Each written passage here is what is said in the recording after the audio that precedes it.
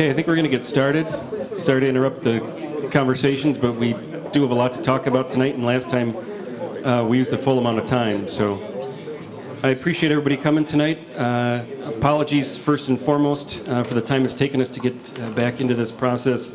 It has been a long time since we last spoke. That's due to several factors, not including losing staff members and having a busy beginning of the year, but appreciate all of you coming back. Appreciate all of you continuing on in this project with us.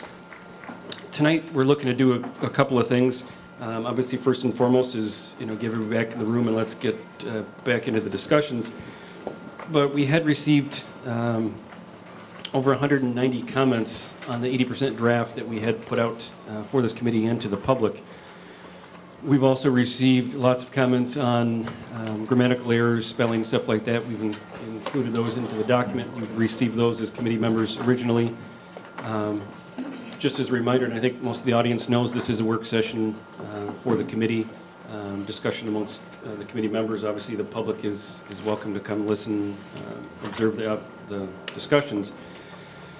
So we've taken those comment lists, those over 190 comments, which all the committee members have received, and we've tried to consolidate it down to the items in this small packet that is available this evening, the ones we think need further discussion tonight.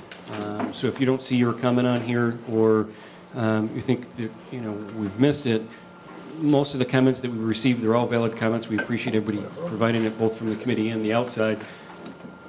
But a lot of them, we did have consensus in the group saying that we already agree with those comments. We're good with those comments, or ones that we need further information or stuff from the consultant. So we've tried not to reiterate too many of those. Try to boil it down to the ones that we still think need debate, items that still are outstanding and need further discussion. So we're kind of looking to go through those, and we'll go through each one, open it up for discussion amongst the committee. This is a committee-generated project. This is a committee-generated document. So this isn't, I'll facilitate the conversation, but ultimately this is a discussion amongst the group. For the core members that were here earlier, I think we had a good discussion with the Manitou group, kind of go back and forth and talking about things, making sure we have consensus before we move on, or if we need additional information, we can go back and do that. I also wanted to talk this evening about permitted uses. We have in section 4 a list of permitted uses that covers the generic mixed use as a whole, and that's some of the comments as we look at is the comments in the initial section, the initial pages are for mixed use as an entire district. So we need to think of that, encompassing Manitou Lake, encompassing ultimately Four Corners, LaSalle as well, and then we do have specific comments that are just 250 related. So those are the ones we need to hone in on those. So we kind of got into it in the middle of the discussion last time. Either we can do is, if we get into the middle of the discussion of permitted uses during the discussion, we can do that, or we can save those for the end. But I'm thinking that permitted uses for Manitou Lake may not be the same as what we want to see at 250 and vice versa. So we can talk about those as well. Any other housekeeping things I'm forgetting? So if everybody had a chance to get a copy, we had copies of this kind of pared down comment list over at the table over there, kind of following the similar format to what we had before, referencing the numbers. You can see the numbers at the side. So not that comments 1 through 6 were unimportant, but we thought that comment number 7, needed a little bit more discussion amongst this group. So if you go back to the original packet that you had, it follows the same numbering system, so you can reference, what we talked about tonight, what we didn't. Referencing the section number within this document. This is the 80% draft that's on the website, so it does reference, those comments, where those came from. The comment, whether we agree, disagree, and then, kind of some of the feedback as we've gone into it so far. So we're all set. I'll start with comment number 7. This wasn't as much with Manitou Lake, but 250 needs some more discussion about the transit stations and the focal point of the mixed-use development. We should consider adding a paragraph that specifically addresses this topic. As said, it may not be relevant to Manitou Lake, but relevant for 250. It should be noted that we originally did get a grant from GTC for funding under the guise that it is transit supported development, trying to minimize car trips, trying to minimize or maximize walkability, pedestrian connectivity, and I think we've done that going through this document so far, is promoting those things, but, we need to continue and make sure that, we are supporting that, point of what the original grant was for. Any group thoughts? We do have a handheld mic over by Phyllis. I don't need to hog this all night. We do have some mics there, but we're recording this for other members that aren't here, and then potentially staff to go back and, extrapolate comments, or also for the consultant as well. So if you have comments you want to share, we can pass the mics around and talk about those. So I don't know if comment number 7, if anybody has any comments, concerns, discussion on that one. That one's fairly straightforward. And then comment number 8 kind of relates right into that. It should incorporate bikeability, bike infrastructure, ADA compliance thoroughly and consistently throughout the document. And again, I think that's been a kind of a common theme of this group, is to talk about walkability, bikeability, incorporating those things into the district. So I think that's, again, kind of a universal comment. Comment number 10, I think, is one that merits discussion and was a discussion item in the Manitou group. Consider requiring an affordable housing component within the housing development section. Define the percentage of units, excuse me, and the percent of the mean annual income of the residents to be sought. Group's thoughts on that? We had talked previously, obviously we're going to be asking a lot of developers for amenities within the development, things we want back, things we're going to require of it. I think the bigger problem is, what is affordable housing as far as the interpretation of any of this? Yeah. You could say mixed income housing. I mean, the goal being so that firefighters, teachers, people at all different income levels have an opportunity to live there. Doesn't have to be, 30% of the mean income. Doesn't have to be that low. I think it goes to Dave's point. You need a definition of what affordable housing is. Firefighters and teachers are not necessarily underpaid people that can't afford to live in most common areas around. So, not to pick on your example. No, but do we want it where you have $15,000 a year gross income or less? Is that what a definition of affordable housing is? Or is it the $1,000 a month rent? Is that, what was the definition for affordable? And if you have to dictate how much comes in under, is affordable the same as low income? I mean, where are we with that? And you need a definition of it. And to impose that upon each development, each housing component, in each housing development, to have a component of it mandated inside there, I don't think that's commensurate for what people would want to be. You're going to deter whatever segment that you're trying to group. So you can't have it within, I don't think it makes sense to have it within the same development if you're looking at some type of a lower income type of an aspect towards it. I don't think it's going to totally deter you from the other part to develop. The group from the Manitou Lake committee agreed with that thought process. We thought it should be market housing and let the market drive the process. Right. Yeah, Mark, that's my biggest concern with this whole process. I've never been involved in something like that before, but I think what we all need to focus or keep in mind is, in order for this to work, whatever the model is that comes out of this process, it's going to have to be economically feasible for someone to develop it. And I think we have to be really careful as we impose mandates and restrictions that we don't, okay, yeah, we've got just exactly what we want, but nobody's ever going to build it because it just doesn't make economic sense. So.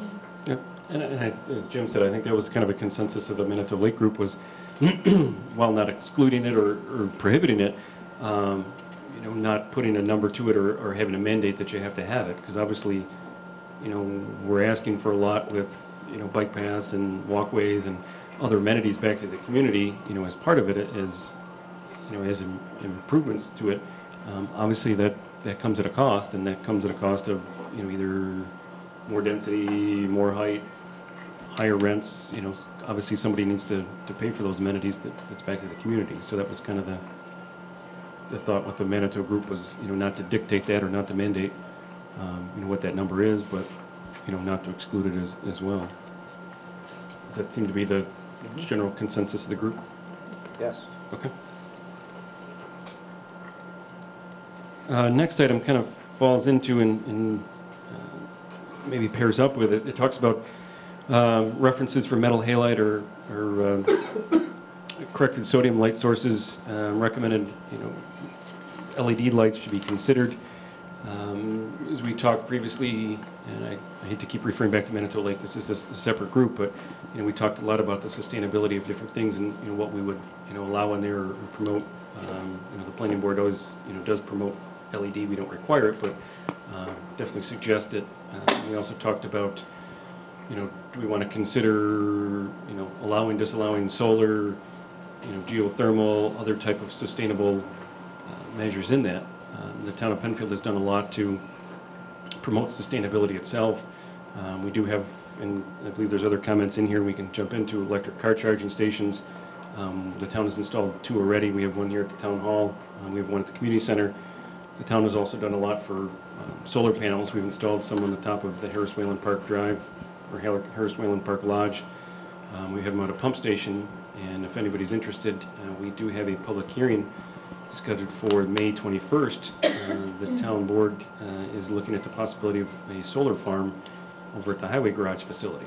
So that is something the town is entertaining as well, is to look at something that could potentially offset the cost of, not totally, a portion of the cost of the town hall facilities, the other facilities within town for the electric cost with that. So that would be like a third-party power purchase agreement that somebody else could come in and install the infrastructure, and then we could.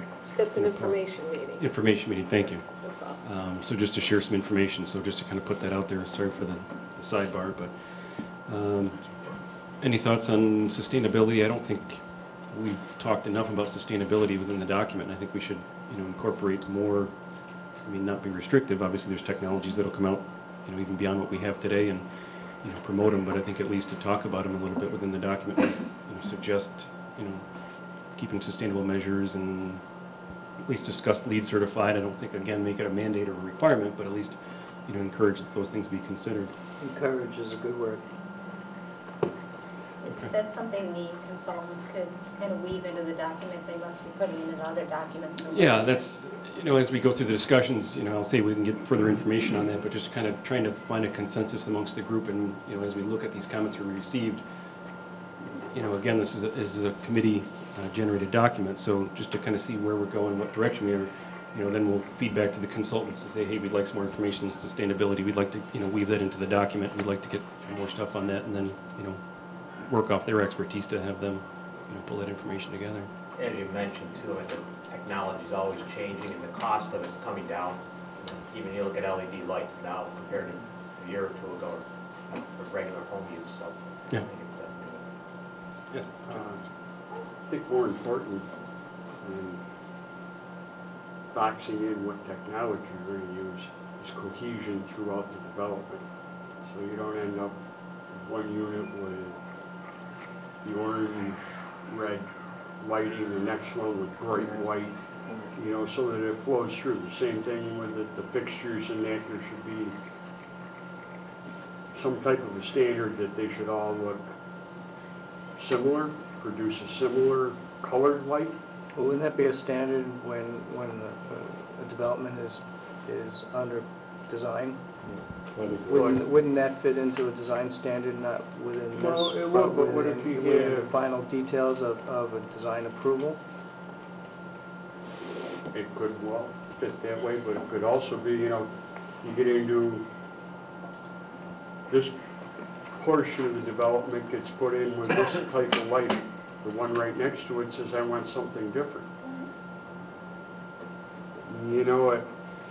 Cohesion so that as it builds. Good point, so it looks alike. Looks like it flows instead of sticking out with little chopped up portions. I think we need to have a broad enough paintbrush to allow whoever's building whatever they're building to use what the current technologies are. regardless for lighting, as far as construction materials, as far as paving materials and such, that's going to change. And if we're trying to create a document that's going to sit here for the next 40 years for things, you're going to go through a lot of different things. But everything that goes through, for any development to go through, it has to go through town board approval before it goes. So I'm sure the developer is going to present, here's the lights we're going to use here. And if you have something 3 feet away that's very, very different and it's not going to blend, you're going to say, gee, we would recommend that you would try to change it to that. But 15 years from now, you're going to build the next development somewhere else in the town to hold them to the materials that were in vogue in 2014 or 15 would be silly. So using the statement that you have in your feedbacks, current energy efficient standards or current building material standards, things like that, you have a broad stroke, not be specific, and tie people's hands so that they can't do things in a cost-effective and current manner. And that could be accomplished without having things look, every other light down the street's red, yellow, white. You know, you can, I understand your point totally, because no one would like to see that. Right. Okay. It's universal amongst everybody? Okay. Next item talks about guidelines avoiding duplicating retail services offered in the four corners. Some discussion is we're looking to provide small commercial entities, which are restaurants, offices, and other stuff. So I think maybe a verbiage to say not detract from the four corners, or we can have, if you want to add some verbiage to that, but I don't know what uses you would have here that, you're looking to provide uses for residential, supportive, small neighborhood residential, commercial uses. So I don't know what you could outlaw, or I don't know if we want to exclude certain uses that are in the four corners or other areas. Again, let the market kind of drive what economics are out there. I mean, we don't dictate that you can't have a Wendy's next to a Burger King or an Arby's. The public's going to demand what the public demands, and again, it falls under survival of the fittest at some point. That whoever has the best. Just on that note, isn't there a Dunkin' Donuts just down the road on 250, and then, oh, by the way, there's one at the four corners in Penfield too? And that was done because there were two different markets being served. So let each market run its own course, as opposed to handicapping one in order to potentially try and benefit the other, which they're not linked together. I think mixed use and four corners are going to be two different markets too. Absolutely. Okay, so I think we, disagree, but universally disagree with that comment, but, just kind of let the market drive what the market's going to do and not exclude any certain uses just because they may or may not be in the four corners or 250 or Empire Boulevard or anywhere else. Yeah, a specific office building, if you have one tenant that comes in and they offer this one service, they'll have a clause that I don't want that service duplicated within my building. I don't want to compete against myself, and that's not good for that. But yeah, if there's a Dunkin' Donuts every half mile because that's what they need to do, that's what they're going to do. And you can't just have, oh, this is the only dry cleaners in our town. You got to have choices, and you have to have different areas to go to, as Peg said. Okay. This was an important discussion in the last group. Was the ordinance requires a minimum number of uses within the different zones being recommended. Would low-rise housing in townhouses, for example, be 2 uses? We kind of talked about this in the last group as we talk about properties, saying that if you're 2 acres below, you have to have 2 uses. If you're 2 to 5 acres, you have to have 3 uses, or 5 acres above, you have to have 4 uses. I think there's some conversation to be had. What's considered a use? Is a townhouses versus a condo 2 different uses, or is residential versus commercial versus recreational different uses?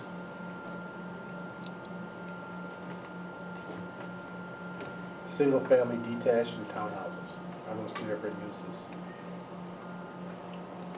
I'll queue it up and I'll just get the conversation, but I mean, and then the last group we kind of talked, is that really mixed use if we have, an apartment next to a townhouse? I mean, that's really not mixed use. If that was a microcosm of just one property, I think that what if mixed use is mixing retail and commercial with office and housing and everything else. So I think the other group kind of talked that residential was one use, retail was one use, recreation was a use, so you'd have to mix it more than just saying a townhouse versus an apartment is two uses.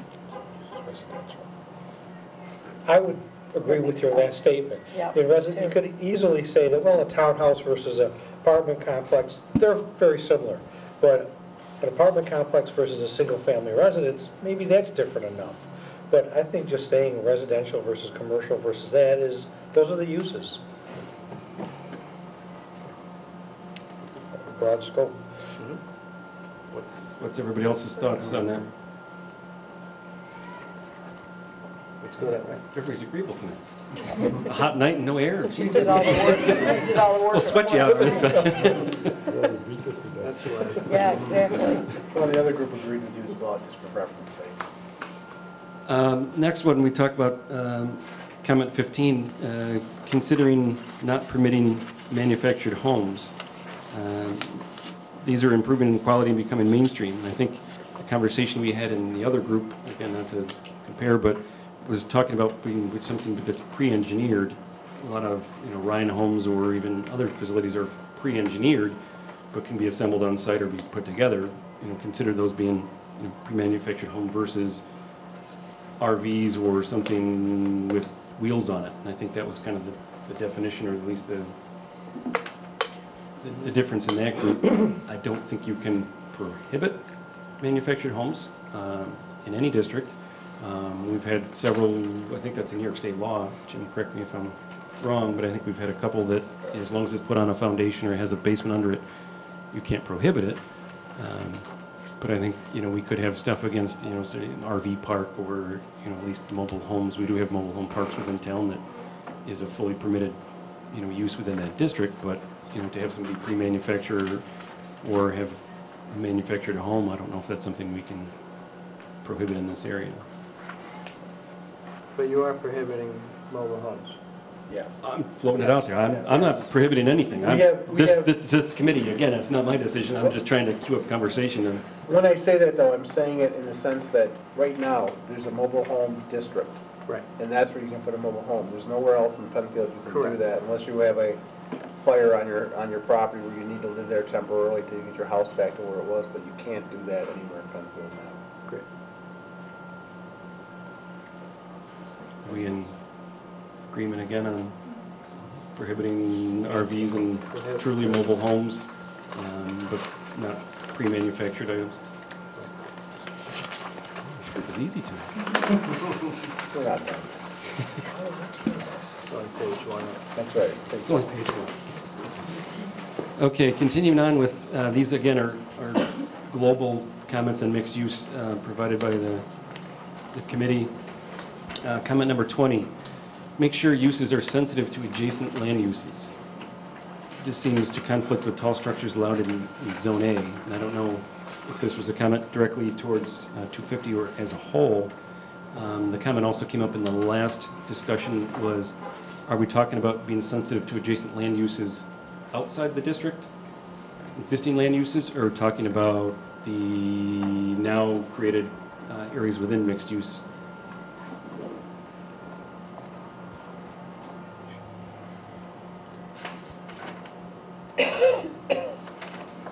I mean, I think we also had conversations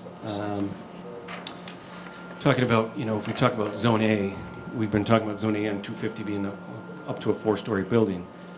But I think we also had conversations that I don't think any of us want to see a 4-story building right up against either 250 or right up against Atlantic Avenue. If it's possibly set back from the road a little bit, if you have, we can look at some limitations of 2-story roadside, stepping back, that you could have 4-story interior, but also looking at, and this may open up the conversation into the different zones now.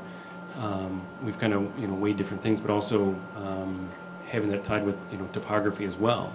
There's many properties out there that, speak for the Commisso property, you could probably put a 4-story building on the Commisso property and probably could barely see the roof of it, if you put it back on the property in that area. So I think we need to have some additional verbiage in there on you know, the context of how a four-story building would fit in if, you know, if that's the upper limit. This may open up the conversation of where we want to send Zone A, Zone B, Zone C, and I think that, you know, is going to be probably a bigger part of our discussion tonight. Some of the comments, and I think I'm kind of jumping ahead, the YMCA continues to expand and grow. They recently were approved for an expansion of their property. You know, shouldn't the YMCA be incorporated into Zone A as well and kind of make that the lower limit of where Zone A is and where that grows from? We've heard comments that the YMCA is actually getting a traffic light. As part of the state DOT approvals, the YMCA will have a traffic light on 250. So if you now have a property that has a traffic light on it, now you're creating potentially a four-sided intersection should the property on the east side of 250 opposite that traffic light be zone A or something equivalent as well, since you're now at a potential four-sided intersection. So I'd like to hear some thoughts, discussion. I think, you know, there's different zones, different areas. Well, I was the one that brought it up, so I'll jump into the fray here. The YMCA is already a four-story building. It just so happens that it's just tall and only has 2 stories. And setting the building off and the topography tailing away as it does, it follows right up through Bill's property and also follows up through mine.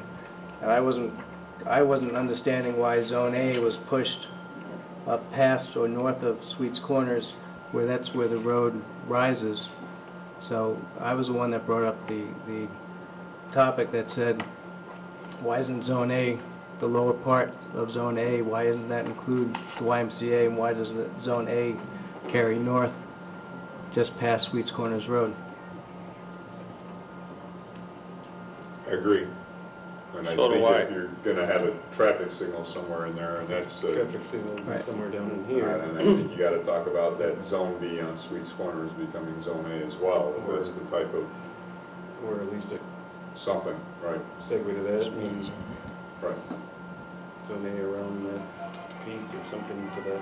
Because if the Y is truly getting a traffic light, then my property from Sweets Corners Road, my property is adjacent to the YMCA property, and it's probably going to be very sensible to be able to swing our use to tie to the YMCA use in terms of using their traffic light in the future.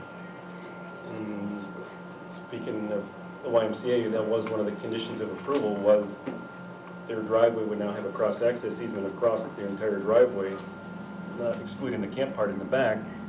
They would allow, so their driveway going back this way with the traffic light here would allow future connections off of it on that side that, you know, if and when properties develop, that you can, as we've done with Mott's Lane, we've done with other locations, now you can tie into a spot that has a traffic light.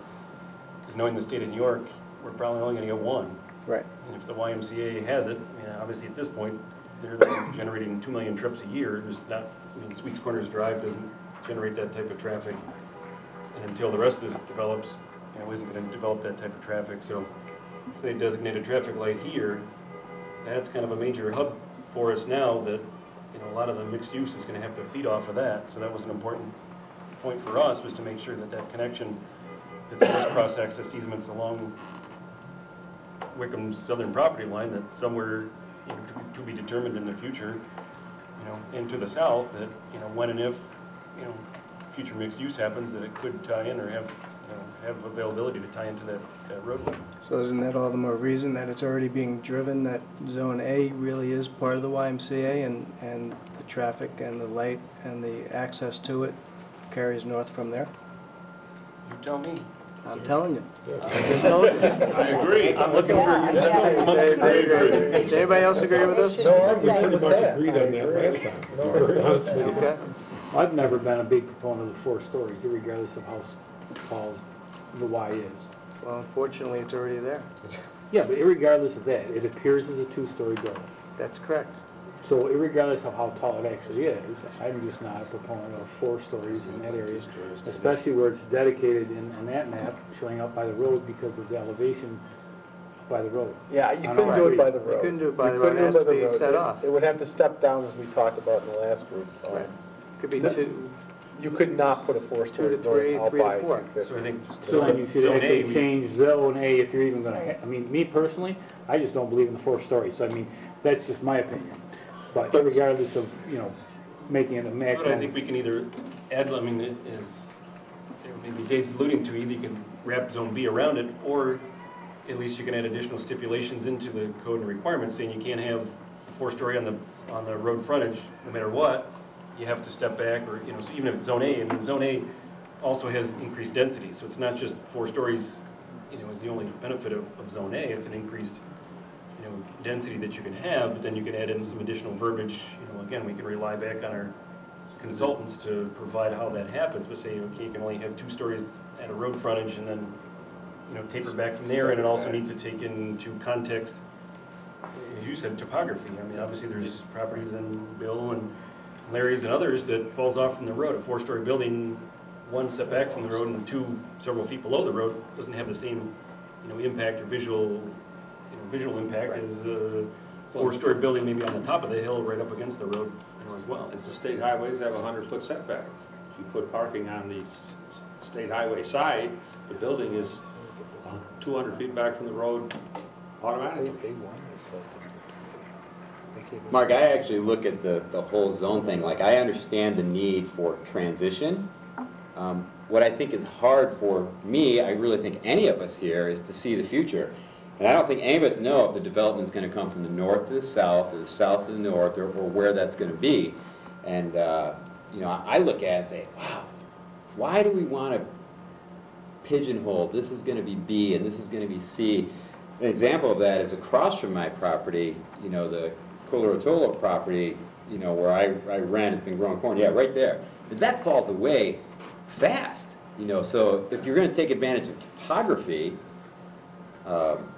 there's an opportunity for that. Now, I would think somewhere down the line, you know, the planning board's going to get involved in this if someone brings a project out, and if someone's got something that just doesn't make sense, they're going to say, no, we got to tweak that a little bit. So, you know, again, I do recognize the need for transition on the fringes here. I just don't know that any of us, I know I'm not smart enough to know exactly where they should be. And, you know, for me, I'd make it almost all A, knowing that it's not going to be developed as all A, you know, but we kind of have to see where it's going, and then, you know, sort of it evolves from there.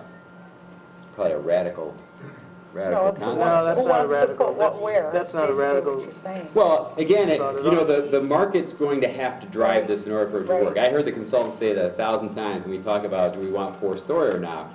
Well, maybe not, but do we want the Medley Center in Penfield? I do not, you know, because it's empty, and it's been empty for 10 years. I'm not sure why, but whatever they've done there doesn't fit, it doesn't work. And so I just want to make sure that we don't, you know, build a boat in the cellar where, you know, 20 years from now, somebody looks and says, wow, that's cool. It's so restricted, it's empty, and will be forever. It's 2-story.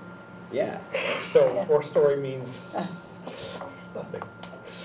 I mean, at this point, that's why we've tried to show bubbles, we've tried to show areas. I think we can try to build in flexibility into the verbiage that allows a future board. We're not trying to, handicap a developer. Yeah. You know, we're trying to build flexibility so a developer can come in and if they have a great idea we've never even thought of or heard of, you know, they can go ahead and do it, but also gives a board some direction, some definition to kind of, you know, if we show it all Zone A and, you know, it's 4 stories right to, well, developer says, well, you know, I can build 4 stories because it says Zone A, I can go right to the property line. Yeah, and maybe it's a percentage thing. I don't know how that works. I don't know. Something we can, either one, this group, or 2, we can, you know, go back to the consultants, but at least say you can have a 10% of your site can be 4-story buildings, or, you know, that could be additional detail, but I think, you know, that's some verbiage we need to work into. Is 1 is the buffer back from the road, step back for that height, and 2 is, you know, how do you provide enough flexibility for a developer to do what they need to do and make it economically supportive. You know, we're not looking to create anything that is so restrictive that it's unbuildable. I mean, what's the point of that? You know, you said as it, you know, evolves to the future, but also giving some future boards some direction and some, you know, guidance on, you know, how they might, you know, get their arms around this as well. I don't have any experience in developing hundreds of acres or 50 acres of land for anything like this, but usually isn't what happens if a developer has something, they present the plan to the town, and the town says this works within our guidelines, or it doesn't work within our guidelines, and even though it works in the guidelines, we still would like to configure it a little bit differently before they give approval, because whenever Wegmans goes to build something, and how many years did it take them to work with their East Avenue Wegmans to get it so that it fit where the East Avenue resident says, yeah, we agree. So I don't see Hyatt coming in and putting a 10-story hotel 10 feet from the road.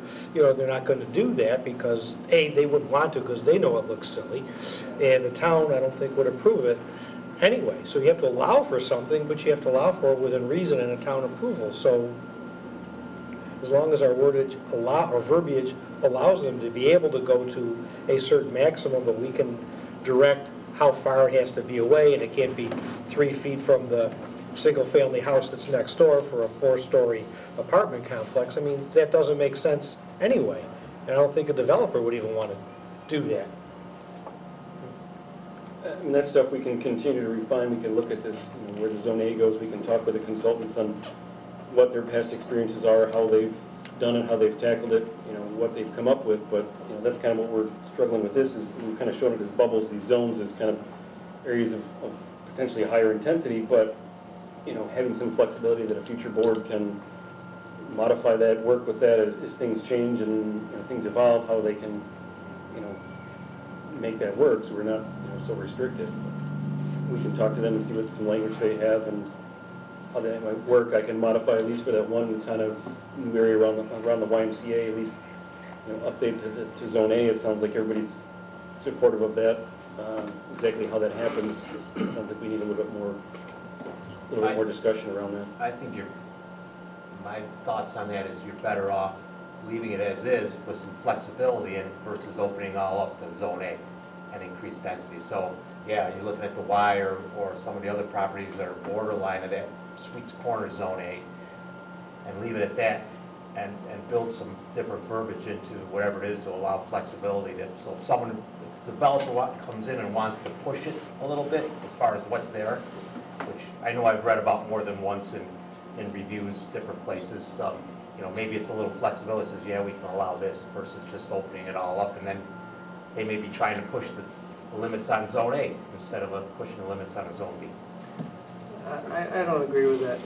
I think that puts the cart in front of the horse, and I think in development you see too many times the developer having something great to be able to do, but then he has to push the town in order to do it. If you put this into a Zone A, it doesn't mean that it's going to happen that way, but it gives the builder the most amount of flexibility, or the designer the most amount of flexibility in order to then say, okay, we can go from here, and it's easy to go down, but it's very hard to go up. I see your point. So I just Larry, see it's the other way around, though. I think it are just you advocating opens it for up Zone A more. for the entire thing, or are you just No, advocating to expand the Zone A, at least to incorporate the YMCA and incorporate the properties that are directly across from the traffic light? Being that I live right there, and being that I know the geography really well, and I can't speak for Bill, I'm not quite sure where you're at with this, but I see the topography being the same on my property as it is on the YMCA. And so I see that the woods behind us is not developable. I see that the YMCA is behind me as a buffer. I see to the north, I see the properties rising along Route 250, and I just think that since the Y is there, it's so visible in my yard that the design criteria of a 4-story building, whether it is 2-story or 4-story, whatever's inside, the height of it, my property lends itself to the same type of height structure as the YMCA, and I don't understand why to take Zone A in the same height and then dip the design criteria down only to go back up again because the YMCA is already a 4-story heighted building. So I'm looking to cluster because it's already present. This is the only place in the entire mixed-use district, either of them, that there's actually something bigger than just a house. And because the YMCA is going to get a traffic light, it's just so evident to me. I would think it's so evident to all of you as well that that's where it's growing from. And the light would wouldn't be there unless it was gonna grow from there. And the criteria from the town wouldn't say, okay, you gotta support the other properties adjacent to them, unless that wasn't gonna happen, or potentially have the ability to happen. So I'd rather go tall and then have the design criteria as the developer goes through it, have the ability to go smaller if that makes sense, as opposed to go tall. To Bill's property, it might be short, back to the YMCA, it might be tall again. I don't get that. I agree. We're talking about a Zone A kind of, Well, I think, so, I mean, we could possibly move this down. I mean, this is getting up to the higher part of the property. So if this slid down a little bit, and it was Zone A, and I think the YMCA is about here, so Zone A kind of encompass that, at least in a swath to the other side, where they have a Zone B transition and C, but at least to kind of have a Right. Putting the light in the middle, you might as well. draw a bullseye around the light and Right. stand out. right, yeah, exactly. I mean, that's how I would imagine development is gonna want to occur. If I mean, that's, once if you get that's there, traffic light I there, mean, that that's a makes- huge Right. amenity That for makes- anybody. Right. Valuable property on all sides of that. Now you have access to a light Right. on a major highway, so. And if somebody, like on your property, wanted to do something like that, the precedent's there, and you have to come in and make an argument that everything's pretty much equal. Right. So it has the same starting point. In other words, can you say it a different way? Well, that you'd have a good argument for having your property turned into Zone A because it has the same fundamentals that the Y did, the topography. and So why not everything. make it A right So why now? not just go for it and Right. eliminate that step of having to prove things? Right. I agree. Yeah, I almost think too, from looking at this, and when you look at all of the adjacent properties outside of this area, you're pretty well boxed in and defined, at least south of Atlantic, on what's there. And I mean, we're gonna require buffering all of those or making transitions. It seems to me like you can almost get rid of Zone C and do everything A and B, and then in that B, you just emphasize, I mean, the B's kind of surrounding that A, and you emphasize buffering and sensitive design toward the adjacent users that are outside of the district. I mean, I think that creates the most flexibility, and then as a couple others have already said, I mean, the market's gonna really Going to drive it anyway. drive what's feasible and what's not. What's the group's thought of, well, first about the Zone A piece, we've talked about modifying this piece in here, Absolutely. expanding that, and we have consensus that that makes sense to have Zone A around the traffic light? Absolutely. Okay. So, next part, Dan's conversation was about taking out Zone C and taking out potentially Zone C and making it all A and B. What's the group's thought, consensus on that? Was that both Zone C areas that you wanted to change, or just the one that's south of Sweets Corner? Well, I'm just thinking, again, if you look at the one that's south of Sweets Corners, I mean, you already have a residential subdivision there to the south of it, and you have the purchase development rights to the east of it. So you're pretty well boxed in on what you can do there. And you're gonna wanna have those both buffered, I would think, right? So if you did something a little bit more intense up near the road, and then the rest of it becomes buffer, it seems to be convoluting things that you have two different zones, is all I'm saying. So you're saying make And this, right where the Zone B and the Zone C meet make this A is the here. other side of your traffic light. So, That's right, Zone C, isn't that right across from the YMCA? right, and right across So from where the how traffic can you go A to Well, C? I guess that's my point, is I agree. That doesn't make sense to me either. So if this is A and here, right up, again, it doesn't have to go the whole lane, Transition the is to whole be- depth, it's right around at, you know, the area where that signal's gonna be, and you're gonna have, I mean, this is getting set up so that the access is there, and it's inviting development to that area. and we have, I mean, we conceptualized in the past is potentially if a traffic light ever went here at YMCA was to potentially realign Sweets Corners Road. How that would ever happen, who could ever afford to do that, I mean, that was just kind of one thought idea that was out there, is to realign that to the traffic light and line that up. But even if it The didn't, west side and would be A, and on the east side would be something less. But even if it didn't, and you created and there was a road that came through those two areas and swooped up to Sweets Corners, it still gives everybody that wants to get onto 250 and not deal with traffic a way to get through there and use the signal. And I mean, you don't have to necessarily realign it. I think there's other ways to do it. What's the group's thoughts on eliminating that Zone C and making that B?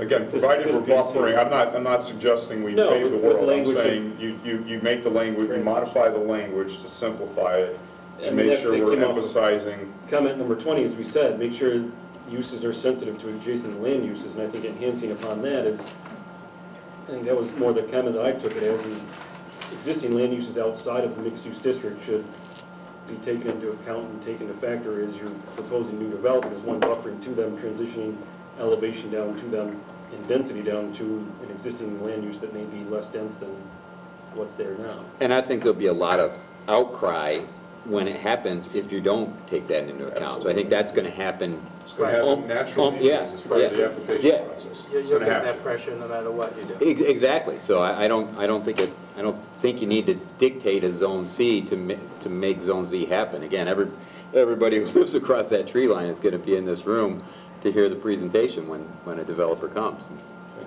What's the group's consensus on that, changing this C to B here with additional language talking about transitions to existing land uses? I think we're for it. For it? Okay. Any other, while we're on the zones and areas? I just have a little observation. At the corner of 250 and Atlantic, we already have a light. There seems to be a presumption that if we put in a light, they will come. The development will happen if we put in another light. But look at 250 and Atlantic and look at those properties that have been for sale for years. And why hasn't anybody wanted to build there in years? Because the zoning doesn't. It's just zone in, and that's the only thing. There's been a lot of pressure for development on those sites. Okay, so, but it hasn't happened. No, So I think most recently is waiting for this mixed use to play out. Right, yeah, but so I'm wondering if we're going to get enough interest to build two intersections, I don't know, in a timely fashion? My sense is the interest is there. Okay. And that okay. processes such as this are slowing it down. I mean, I don't think it's the intent of the town is not to promote development or see these things develop. We're just trying to get ahead of what could happen. We're just trying to get a plan in place, set up this ordinance so if and when development comes along, we're prepared for it and we're ready to react to it. And guide. And guide. If nothing comes across from the traffic light, I don't think anybody in the town is going to be heartbroken that that doesn't happen, or anybody's property doesn't flip over right away. We're just trying to get out there so there's a plan in place and there's a guideline that they have to comply with. And once they do come in, that we want to develop, that they have to follow along with it. If development takes 10, 20, 30 years, so be it. It'll just continue as it is today, and that's fine as well. Okay, I just thought maybe we were looking, to bolster our tax base and get some money in for the economy going. I think the town and this committee, we know that there's a lot of property for sale. There's over 300 acres that's currently for sale. We know something's going to go in.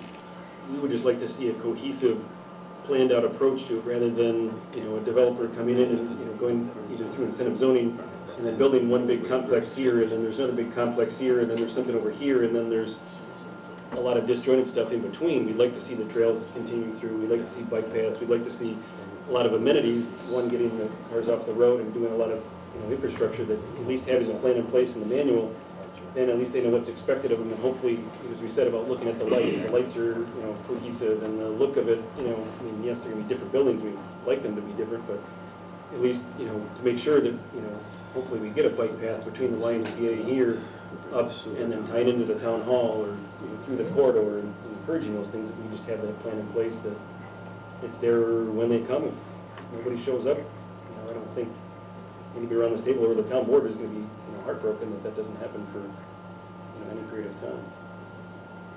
I'm sorry, Larry, you had a question? No, I was just looking to move on. Okay. Sorry, and I kept on telling. Sorry. I'm sorry, before we moved on, I did say as well, we're talking about the zone map. Anybody have any other comments, considerations, wants, needs to modify the map further before we leave this? About zone C at the top, We have a zone C up here as well.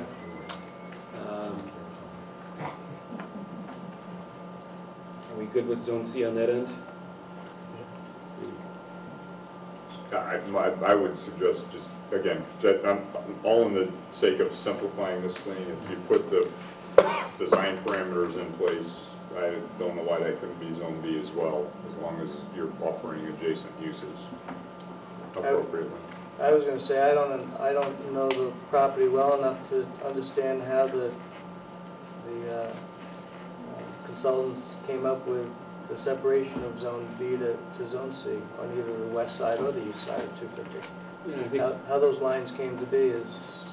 I mean, I think initially they kind of just put something on paper just to get the conversation started. We had to start somewhere, so I think they just kind of said, I know there was initial talks at Penfield Center Road about the rural character. There's apple orchards up here, so I know there's been conversations, at least initially with the town board, of kind of keeping the rural character in Penfield Center Road, which I think kind of preempted Zone C in that area. Right, that was in Zone C on this side. corridor study, right? And then Zone C on this side, I think it's just been horse farm, so I think that was just kind of the... And there's the brick church at the, or the brick schoolhouse at the corner there. Yeah, and there's the And church that here and the was schoolhouse part of the there. corridor study to preserve the rural nature of that northern section of the... Well, I guess that was kind of my intensity. point. If that's what we're trying to accomplish, then why don't we just put language in there that accomplishes that versus putting some other wishy-washy language in there that Or maybe complicates those areas aren't in mixed use at all. I mean, that's ultimately going to be a decision at the end of this. We've, again, shown a bubble. Here's areas we're looking at. I mean, maybe this area along here doesn't end up being in mixed use, or here or something else. I don't know. That's up to this group to decide. Ultimately, at the end of the day, we're going to have to decide hard lines. This property's in, this property's out, here to there. This was merely something the consultant put together just to kind of get the conversation started and get feedback from this group. If we feel Penfield Center is off limits and mixed use should stop here, and that's the consensus of the group, and that's the recommendation of the town board. I really think that's what they were doing was, east of 250 was the, more rural, west is suburban, and away somewhere they had to start a transition point. So was Zone C someplace. What's the thought of either one, keeping Zone C, or consideration of cutting back? Letting it stay as it is? Leave it as it What is, is Zone the- C, what leave it. is the zoning now? There, 2 acre. 2 acre? Remember though, if you have a zone B on one side, you're gonna have higher density on the west side. There should be some kind of symbiotic relationship. I'd put B, and again, let the market figure it out. I do agree that there should be a transitional buffer for the properties on Penfield Center Road, because that is pretty rural still up there.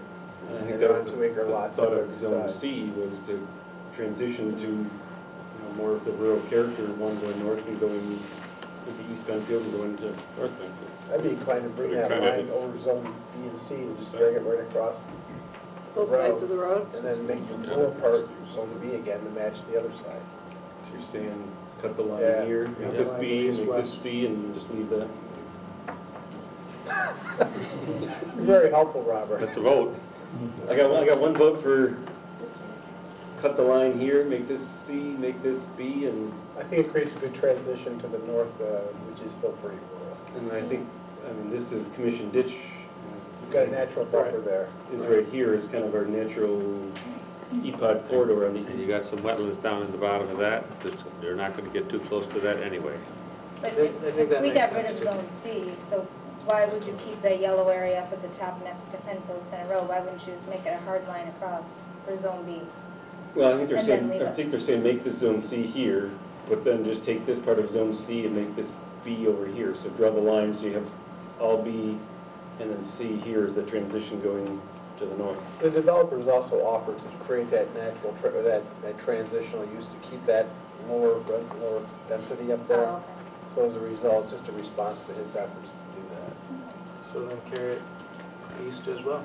What's the thought on I like Jim's cutting idea. that line that way and making this be, and then leaving zone C? We got 3 votes on this side of the table, Jim. Well, and then- Four votes. And one more. Just realize that with cutting that line across as much as that you have 2 properties that vary as far as rate in C. As far as this one that comes off Penfield Center Road that jogs. In other words, it starts at Penfield Center Road, goes through N, and then jogs back over down below Is it like an L C. shape or something? Huh? Is it like an L shape? Does it wrap around that schoolhouse?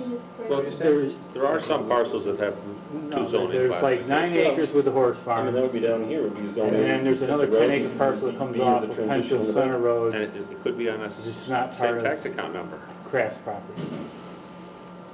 So, yeah, Kraft's comes down and jogs over. It goes back It is to a bit of an what Dan's saying. I think we have to put some good wording in there to identify the transition and the buffers that you're gonna create between the existing houses and proposed development. I think we're gonna have several parcels that may have multiple zoning. I mean, this is a couple different parcels, but potentially one piece. They have some intensity here and then transition out, and that's gonna be part of the site plan evaluation of where that bubble is and how that That's fine, just as long as you plays out realize. and transitions from there. So I got 4 votes on that side of the table for, Got a hand up? you know, Just a quick question. When we draw these arbitrary lines that we're having for zone, but if we get down the specific structure of how the lots are divided up, are we gonna put the line right through somebody's lot, or are we gonna like make it zigzag around as appropriate, not to break up some person's already existing property? So We'll just try as to do Dave that. said, if there's a jog over here, Yeah, I don't know why that- would you wanna partition one person's property? You know, you move it 50 feet or 100 feet to make it be It depends appropriate if for you're only that moving at person's 50 or space. 100, or if you're moving at 500. Exactly. That would be your and I think argument. having the different zone lines could potentially go through a property. I mean, this probably will here. Ultimately, we're gonna have to define, and part of this comes over onto the gun club property and that goes along Mallory Lane. There's gonna have to be a hard and fast boundary between which property's in, which property's out, as far as mixed use in general. So you would divide right through somebody's existing property, or as opposed to having? We try to find a natural Yeah. divide Yeah. somewhere. I mean, I think with mixed use, it's gonna be hopefully follow a property line. Yeah. Not half your property's in mixed use and half your property's not. The zones may transition over or bubble over, but I think we at least wanna make a person wholly in or wholly out of the district. Gotcha. Thank you. Now I'll move on. Zone 5. Comment number 22 was reference to promoting a human pedestrian-oriented scale. I think this was originally in relation to Manitou Lake, especially as we're talking a 6-story building. How do you have a pedestrian scale to that? But I know that group talked about one, having the building possibly step back, so as it goes up levels, it could get smaller, to kind of taper it back a little bit. And 2, on the streetscape, you would have, there's a lot of elements, and I'm not an architect, but you can have canopies, and you can have gooseneck lighting and other elements, that are patio areas and things outside that, while it's a taller building, you still have design elements and architectural features on a lower level that, make it more pedestrian friendly on the streetscape than just, a flat, straight-sided building. So that was kind of the other group's conversation, and I'm sure that can kind of carry over into these as we're talking 4-story buildings as well. Groups comfortable with that? We talked a little bit about sustainability earlier. One of the comments was about putting in electric car charging stations. Why would we do that if we're trying to get away from auto-oriented? But I think as the other group discussed, we're not eliminating cars, we're not doing away with them. We're trying to give opportunities that people can walk and bike more, but I think the car is here to stay, or at least for the foreseeable future. Shouldn't we at least have consideration for changing fuel sources and allowing car charging stations, or promoting them at businesses, or the planning board is encouraging a lot of new businesses that are going into town to at least consider them, or incorporate them into their designs, or put the conduit in while you can, before you pave the parking lots to allow for them. If they want to charge for it, that's up to them. I know there's a lot of spots you can either prepay or meter, or swipe the card for it, but at least encourage sustainability, and at least encourage options. when you do these types of stations, I mean, are you going to allow 4 stations to be there? Are you going to allow 400 stations to be there? And I think that's where it comes from. You're not going to be out of scale of what the facility does. And the car has to park there anyway, so we're the first in the county to have a car charging station. One of the community centers, the very first in our whole county. Yeah. I mean, we're known for that. Yeah. And to stop that would be opposite of what our charge is. I think these, I don't understand it. No, I think the comment was just saying we're trying to get away from cars, so, you know, why are we encouraging more car-oriented items? I think if a business is gonna put it in, it's gonna be great.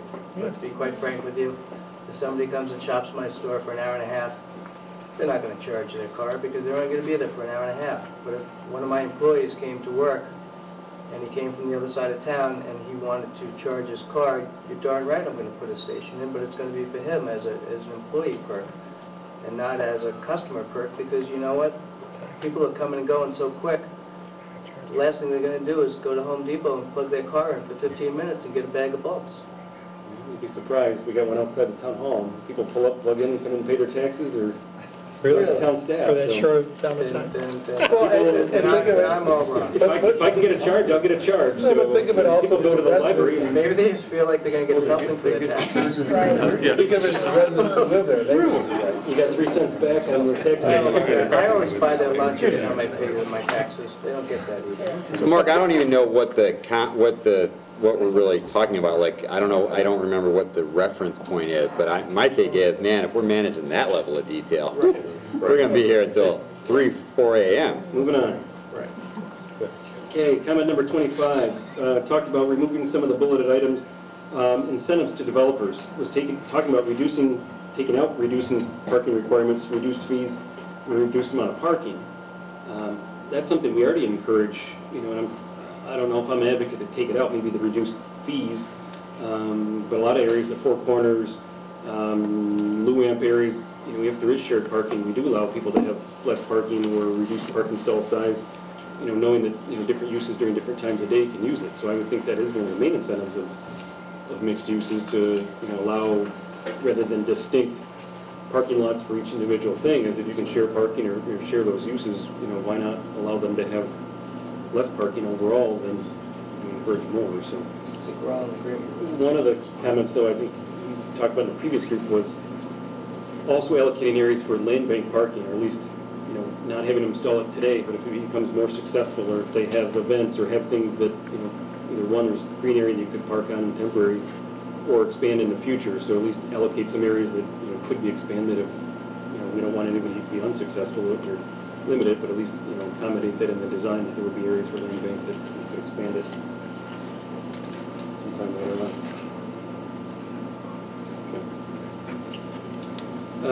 Also discussion about the comment about 300 feet away for parking seems too far for a residential property. We talked about this in the other group and kind of said we thought that should be a recommendation to be 300 feet or less, but didn't think that would be a hard, fast number. As Dan had shared, many people often walk many feet farther than that from Wegmans to get into the store and back, you know, carrying groceries or back and forth. So we didn't think that that had to be a hard, fast requirement, but at least, you know, whether it was a recommendation or a suggestion, but not a hard requirement. Any issues, concerns?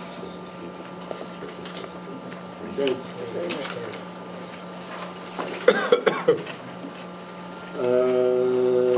Comment number 32, we've already talked about. It's Larry's comment that YMCA is an ideal anchor. We should talk about Zone A. We've talked about comment number 33, property at the southeast corner of 250 and Sweets Corner, topography that could mask the higher vertical height. Talked about Zone A as well.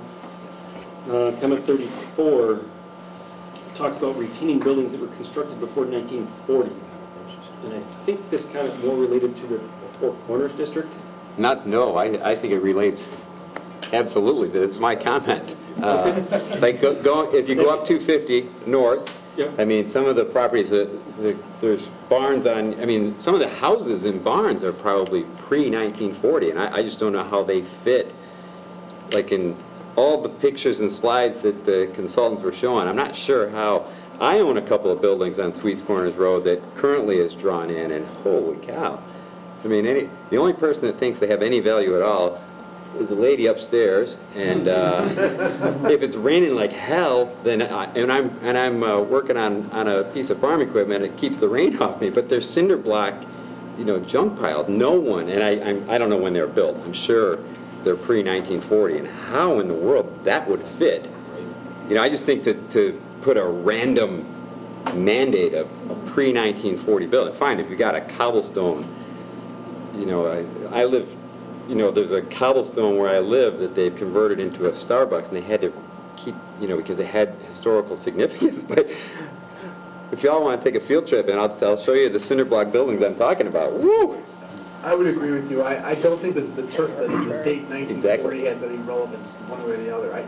The way it really should be worded is if there's historic significance, and it's in a district or it's eligible for landmark status, those are the kinds of buildings you should be looking at for preservation purposes. Looking at for preservation purposes. Nobody's ever been forced in this town to take designation of their property. The town would never do that to somebody. I mean, there's some pros and cons to doing it. Never's a long time, Jim.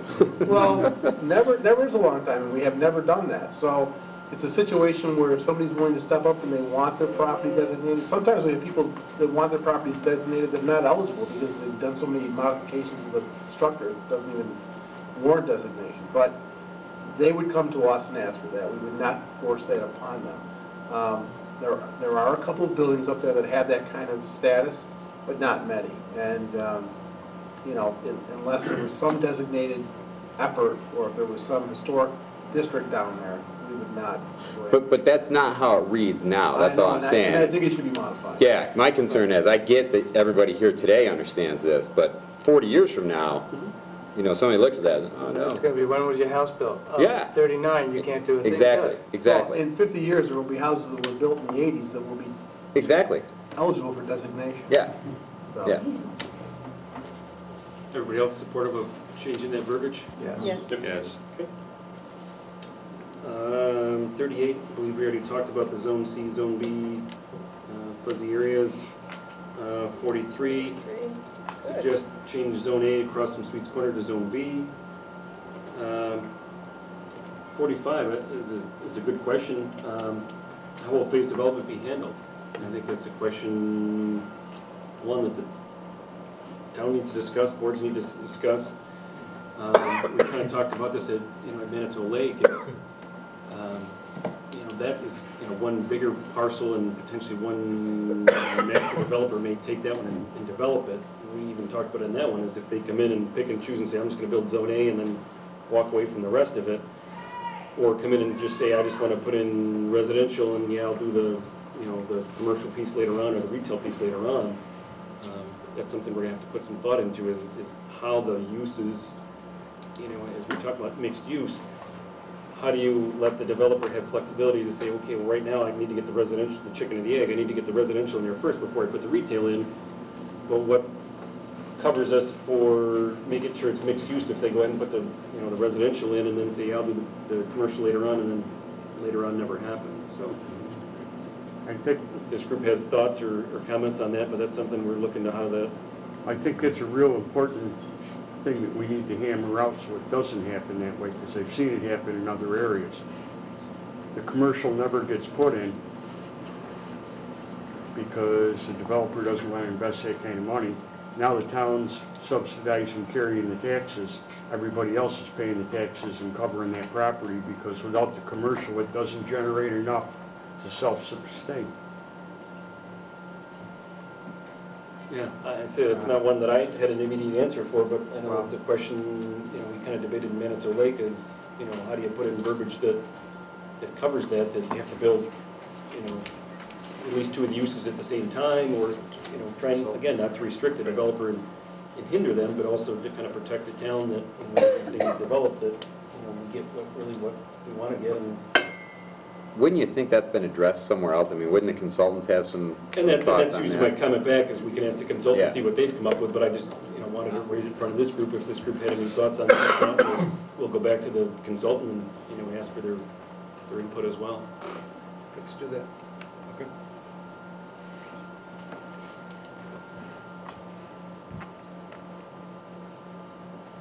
48, we can talk about it again, but I think we've addressed it a little bit.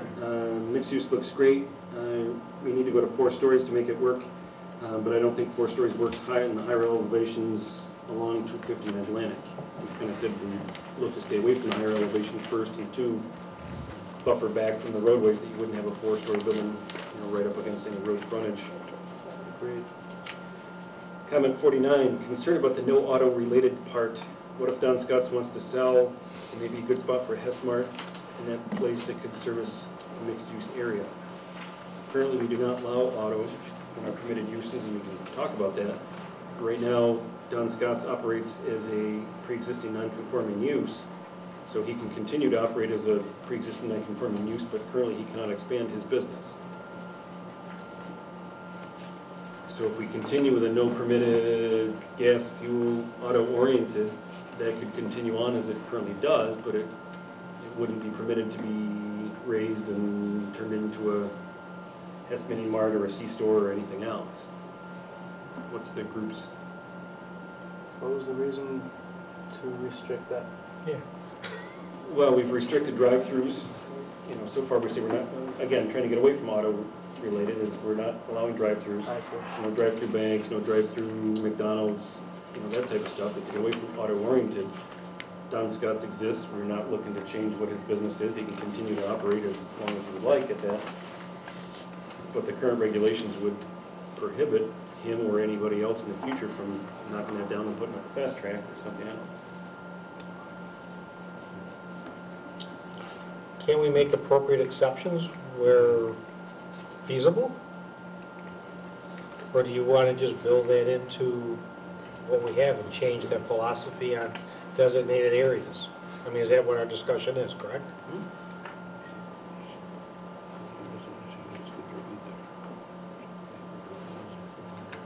Anybody else have a thought, concern? Are we happy with restricting auto? Would we like to look at other language to allow that use in select areas? You're kind of making the man property Well, worth a lot less than. but today, he is pre-existing non-conforming Can't today. do anything with it today. He's not zoned for it today either, so it's not like we're stripping off his general business zone and we're now putting in a mixed use and we're changing what he's got. Today, he's pre-existing non-conforming already, but. Could there be an ownership, there could be an ownership transfer though? Yeah, I mean, he could sell, the business can operate exactly as it is, but if he wants to put in additional pumps or expand his, you know, bays or whatever, That cannot be done. he currently can't do it today. Why do we not want that in certain spots? I mean, is that counterindicated for growth? They have a gas station there, and then when you take gas stations out, isn't there something, very involved things to do with the land where the tanks were, and you convert it to something else? So it's almost impossible to take a gas station section and have it be anything but gas stations. You can see down at, Because of the land underneath there, Creek and there's a You leaking can underground get it- storage tanks and such. You can get it to commercial use pretty easily, Okay. easily, relatively speaking. I mean, I think putting residential on there, it's a whole extra level of clean you gotta get to. Mhm. So it gets you, currently have an empty station at the corner of Creek Yeah. and Browncroft, Yeah. mobile. For years. We do have a tenant that, I think Qdoba, that's looking to come in at the corner of Bay and Bear Creek. Mobile station's been sitting empty there, but again, that's a restaurant use that has been approved and is going into that location. I feel bad for Don Scott. Yes. We just cut his future. He's pre-existing non-conforming today, so we're not changing what it is. somebody else It got his doesn't- it future. doesn't- You're just going along with it. It's not up to me, I mean, What's that? it's this Right, group. somebody But it else doesn't got his preclude that future. the town board couldn't go and allow Yeah, a kill gas it all. station there in the future to expand based on that and coming in. We can add some language in there saying we know there's a gas station. We don't want to see gas stations throughout the rest of the district, but knowing that one already exists, There you go. if and Because it's when providing some a expansion on this service corner, to the board have jurisdiction at that time could consider a gas station on this corner only. If there's another 1,000 residents there in the future, they might like a gas station. I Absolutely. was gonna ask, is the reason why it's not permitted because it's related to automobiles, or because It's there's some... related to auto repair, that's the Is issue. it a, you know, C-stores. air quality No, thing? it's just the fact that, for years, it's not the case so much anymore, but for years, they were noisy operations next to residential properties. Yeah. It's not so much the case anymore, but they are pre-existing in the sense that they can't continue auto repair, they can't have additional auto repair on the site. He can, I mean, if he were to just convert that to a convenience store with gas sales, that would be a permitted use under our current zoning ordinance. But this wouldn't, if we adopted this. Well, and So maybe- could somebody else do and that? you make a good point. I mean, there is, do you want to send everybody to 441 in Penfield Road? Well, I mean, if it's just like Well, why not allow that business to upgrade while things around it are Otherwise, you're just gonna upgraded? have, you're just gonna have a rundown station because you've shut everybody Right, else and off. the whole purpose of this mixed district Is was to- not to send everybody down to 441 and 250 and everywhere else, it was to self-contain them. That's what the owner. And you don't want to put them in a position where they don't want to put the money into the property because they can't derive a reasonable return.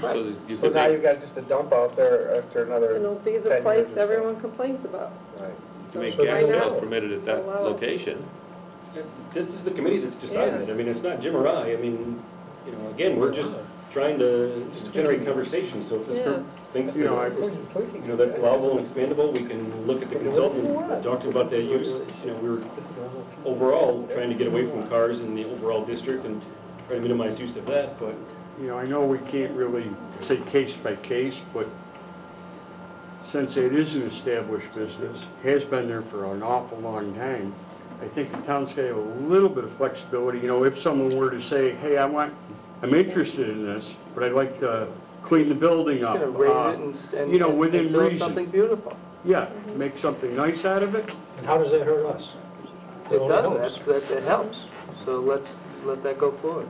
I've seen similar things in other towns where there is, you know, just in the kind of middle of a residential area, a cinder block building, a small wood manufacturing, you know, facility that's gone on for years, but they wouldn't let a new person come in and take it over because the board wanted it to go residential. Well, now that building's just abandoned and an eyesore for everybody. The businessman went out of town. So just from what I've seen across the county, this doesn't bode well to. But a lot of it's architectural too. I mean, you come up with some really nice designs for that kind of a use and let it blend in with the character of the neighborhood. Why don't we say something with the language that says new auto repair services, sales, or just Well, there's find a lot way of things. for You could that. ask for rezoning of that corner if you wanted to commercial as part of this. But the board I'm just could throwing that out reject there. it. There's a lot of The avenues. board could reject it, so it becomes a. Yeah, but irregardless of what the board wants, this committee has to make the recommendation of what they want. So you don't worry about what the town board's gonna do. They can take the whole document and throw it in the garbage can if they want. You make the recommendation of what this Just committee make it makes. just make it easy to get what you want. Maybe I misunderstood you. Well, I'm just throwing out that you have the option, this committee, to go and even ask for a rezoning of that corner to commercial, Yeah. which would allow it to just happen as it would, you know, with a gas station. I think the safer way to do it would be to take some wording to the effect that if you have a pre-existing non-conforming use that you deem to be viable or whatever the case, provides a service to the community that has the ability to be upgraded and incorporated Remove in the everything else shackles. around it, yeah. I think you can come up with some language to get. Well, that does prohibit By it from a being something different. subsequent owner. Oh, yeah, well, that could happen now. I mean, Right. if Don sold that property now, if somebody came in and said that they wanted to expand it, they have the right to go to the board, the zoning board of appeals, and ask for an expansion to a pre-existing non-conforming use. Anybody has that right. Usually when you have a pre-existing non-conforming use and you want to expand it, in order to do so, you've got to have like a general benefit to the community. And a good example of that was Delta Sonic down on Penfield Road. They came in and wanted to expand their operation. We had some operational issues with them for noise and lighting and that kind of thing. They kind of solved some of those problems with the expansion, so it did provide a service to the community to expand that operation. They didn't have to do it, but because they asked for the expansion, they did it. So there are some positives that come out of that. So let's change the language, we'll find. Group supportive? Agreed. Yes. Yeah, Agreed. it's a restrictive. Moving on, comment number 77. Now these are non-committee member comments. First comment, I think is fairly generic, but the comment I did want to make is the process that's currently in the book is basically a placeholder that's in there. The contractor, excuse me, the consultant went through and kind of put, here's what we kind of think our path is to get this developed. This is the process is you got to come in for a check set, you got to do this. That's not our normal process, so staff needs to spend some time kind of refining that, defining what we do. We'll get that back to this committee. So I kind of left that comment in there just to say that they basically put something in there. We kind of left it in there as a placeholder, but we will streamline that process and then get it back to this group to take a look at it as part of the future review on it. Comment number 81, and I think this comes back again, is talking about the requirement for 14-foot ceiling heights within the building. I know the consultant was looking at that for future reuse of the buildings. That basically, if you build it with 14-foot high ceilings, then pretty much any use could go into there.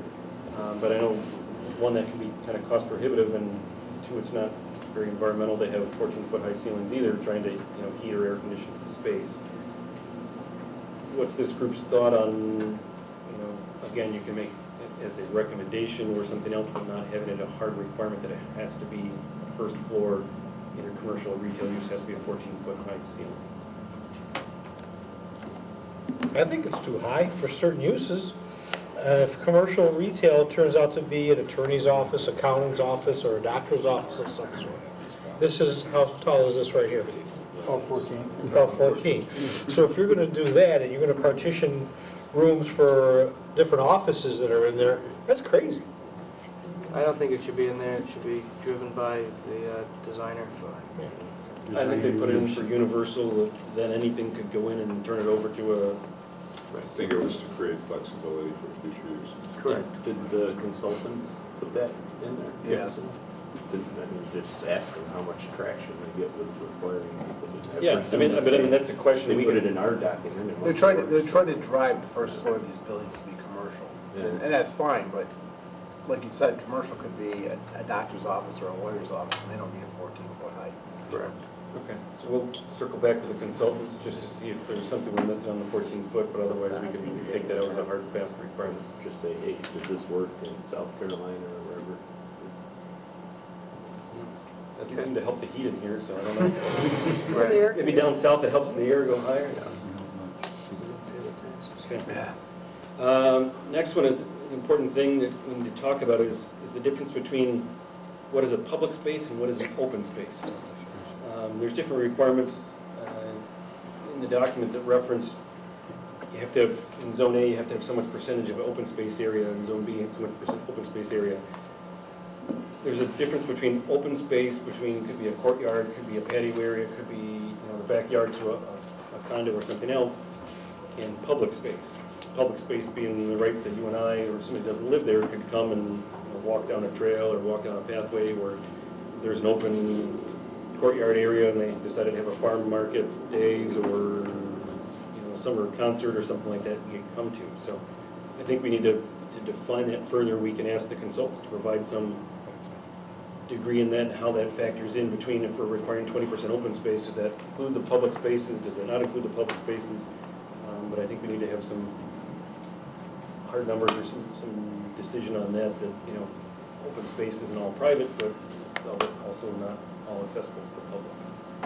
So I think we need a little bit more input from the consultant on that and a little bit more definition. Is all open space either public or private?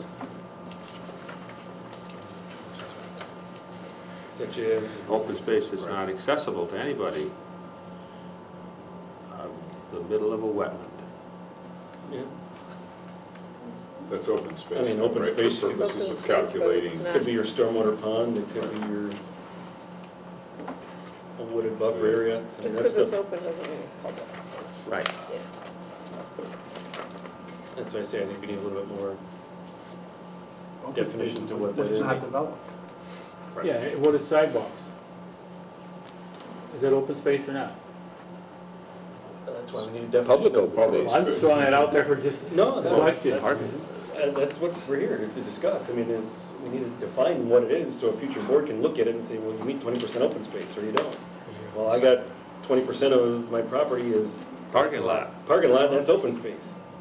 Well, it is or it isn't. I mean, that's something, we can have the consultant define, and then we can bring back to this group and say, here's what their recommendation is, here's what they've done in other locations.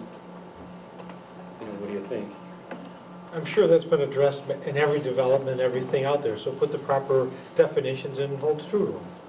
Yeah. I don't think we need to do anything other than I think have what's, it worded right. no, I'm sorry. Right, defined I elsewhere. think what's missing here is within the design standards, I mean, it's pretty clear what they're considering public open space and how much public open space is required per square feet.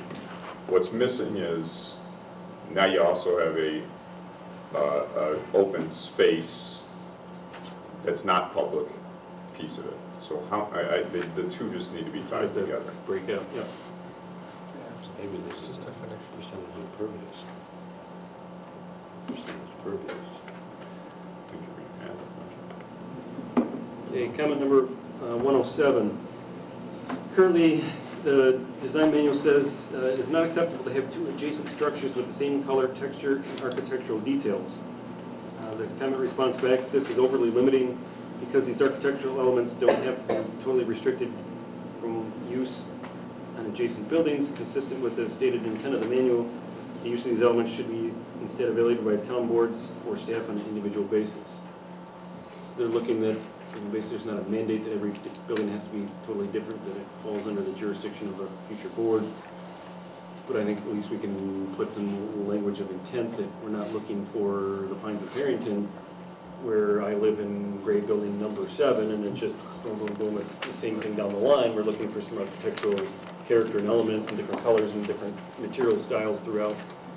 So at least the intent is there in the manual, but we're looking at basically that's not a hard requirement that every building needs to be totally different. It can be up to a future board, but at least, I think we should at least make sure we have some intent in there that we're not looking for the same. Yeah, I think we need to provide some guidance to a future board so that they're not left trying to decipher what we were looking for. However, we adjust the language to do that. We'll work on some intent language on it. And that is related to commercial development and multi-residential development, not residential per se. And I think even with residential, having some character, some. Well, I'm thinking somebody who might want to build an apartment complex, and obviously those units are going to look somewhat alike. I mean, they could be different colors and they could have some themes to them, but they're generally going to be the same building. Yeah, I mean, I think that's. I think the point was to like flip floor plans so you're not getting a series of doors all on the same side, everything's right entrance, everything's, I think that was kind of the intent. Okay. Comment number 117. Part of this talks about the 14-foot floor heights we've talked about before. Part of this talks about the 15,000 square foot. And I think this group talked about it at our last meeting, saying that it's a little restrictive to say the maximum square footage on any level is 15,000 square foot. We kind of talked about this with the group last time. The intent is not to get a big box in there, is to preclude having a big box. But I think further definition of what a big box is may be more helpful than putting an arbitrary limit or level on it. 15,000 square foot is a limit that may preclude something that comes in that we're not sure of or want to see that's developed. So what's this committee's thoughts on taking off the either 15,000 square foot limit level or another level, but put in additional language in that? You could just put additional language in to describe the intent, but leave the number as a rough guideline. That way, if somebody wants to go beyond that, they could come to the zoning board and get a variance, right, if they had a 16,000 square feet, so long as it fit the intent. Or, I mean, if you have the intent, I just see a lot of, zoning board variances and right. Do you leave the discretion to the town board, or that's another question we need to discuss is, do you want the planning board to take these on, and ultimately the town board, the town board has said throughout this, or at least have this committee make a recommendation of who you think the proper body is to take this on or any of these activities. So we need to think of whether the town board is typically deals with the four corners, the sales landing, incentive zoning applications. So they, in the town board's purview, they can modify setbacks, modify other things within that area, so they can preclude some of the things going to the zoning board. Is the intent to discourage single uses greater than 15,000 square feet, or to discourage buildings that are greater than 15,000 square feet? If it's a 20,000 square foot buildings divided up into 5 spaces, and there's 5 different uses, that's different than having a 16,000 square foot CVS store in the middle of the project. You could make that where each tenant or each user has no more than X number of square feet, so that you have that. The building could be bigger than that. You might want to have little street of shops or something that goes across and ties everybody together. I think the key is that we don't want to see a Walmart or a Best Buy or something like that going. Well, even a Rite Aid or a Walgreens, I think is going to be out of scale with what you're trying to accomplish here. But if you take a 15,000 square foot building and divide it up into 10 spaces that are all individually tenanted retail space, I mean, and it's designed appropriately, it's even probably having not a big deal. multiple tenants at 15,000 square feet a piece on a floor, in a bigger building, but segmented, as Bob had said, saying 15,000 square foot max for one tenant, but the building could be 30,000 square feet or 40,000 square feet, but at least it's broken up by use within the building. Yeah, maximum of 15,000 for a floor level is too prohibitive. So take the language out. Again, we're trying to provide parameters and try to provide definition for a future board that they can interpret, and I think we can get to some of that through intent or through what we're meaning, but we'll also try not to make it overly restrictive for any one developer that they have to, again, an arbitrary number that somebody just picked out and said this number works. But at some point, you're going to get too big and out of scale for what's down there. Because if you don't have any guideline or number, what's to stop the JCC from saying they want to locate right next to the YMCA with a comparably sized building? Or you build a building that's big, it has multiple tenants in it, and all of a sudden they start disappearing on you, and everybody gets panicky because now the building's starting to become empty, and now you throw in the one big tenant, just to cover yourself.